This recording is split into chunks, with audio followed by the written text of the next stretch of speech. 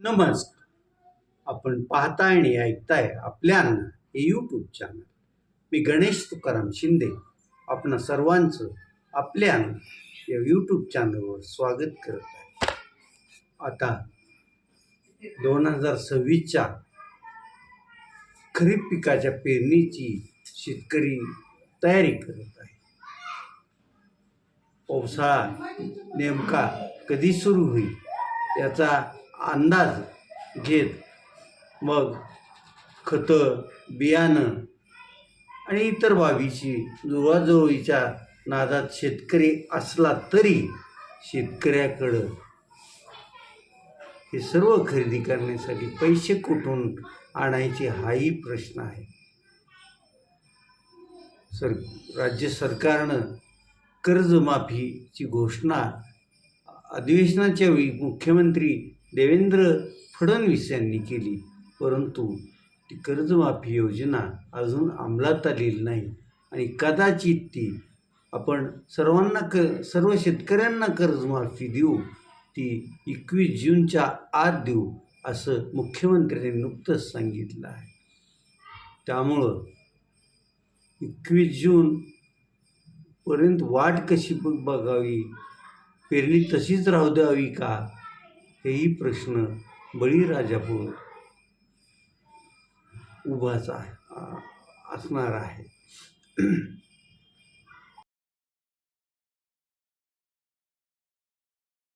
तसं पाहिलं तर धाराशिव जिल्ह्यातील शेतकरी वर्गाला ना पीक विमा वेळेवर कधी मिळाला आहे असं झालेलं नाही. 2025च्या खरीप हंगामातील जे मुख्य पीक सोयाबीन होतं त्याच्या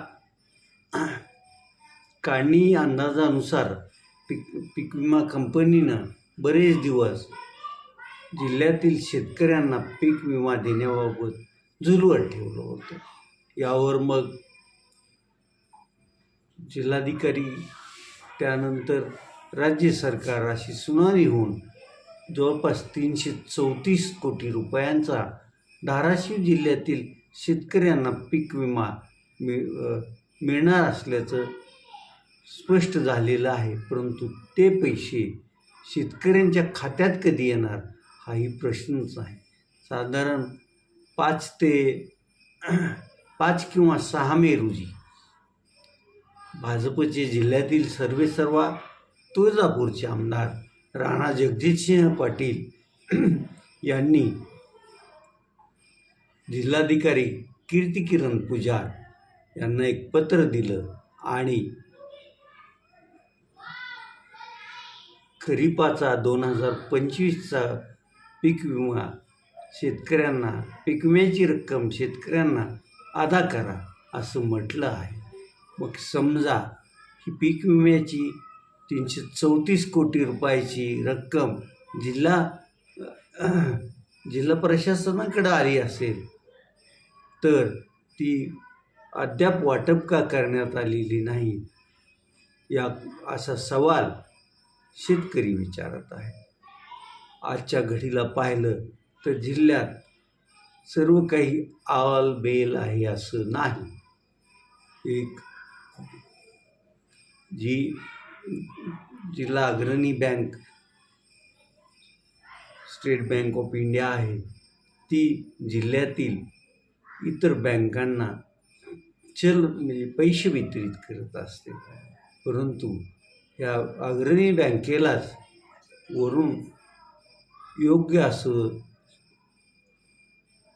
तो चलन म्हणजे पैसा मिळत नाही आणि त्यामुळं इतर बँकांनाही हवा तसा पैसा अग्रणी बँकेला वाटप करता येत नाही.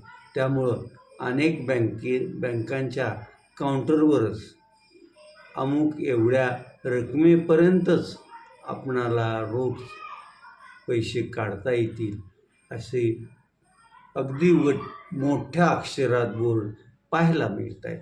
त्यामुळं व्यक्तीचाच पैसा असूनही त्याला हवा तसा काढता येत नाही असंही जिल्ह्यात परिस्थिती आहे. तिकडं खरीपासाठी लागणारी खतं याचीही टंचाई आहे. बियाण्याचं अजून शेतकऱ्यांनी त्याचं खरेदी करण्याचंच हे केलेलं नसल्यामुळं ते मुबलक प्रमाणात आहे की नाही हे कळू शकत नाही.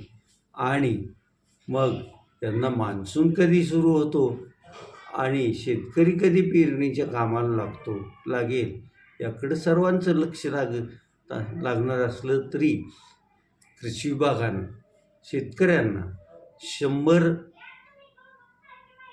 मिलीमीटर पाऊस झाल्याशिवाय पेरणी करू नका, म्हणजे जमिनीत व्यवस्थित ओल असेल तरच पेरणी करा, अशा सूचना पण दिलेल्या आहे.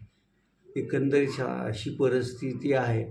मग जे पूर्वीपासून लोक आपल्या जिल्ह्याविषयी बोलतात तशीच आजही सर्व छातीठोकपणे सांगतात की आम्ही जिल्ह्याचा चेहरा मोहरा बदलू, विकासानं सर्व कायापालट करू.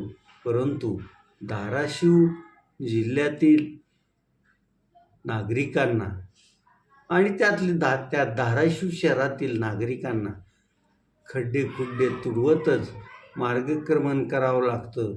10 ते 12 दिवस नगर परिषदेच्या पाण्याची वाट पाहावी लागते. असं चित्र आहे. आणि हे चित्र खरं कोण बदलणार हाही प्रश्नच आहे.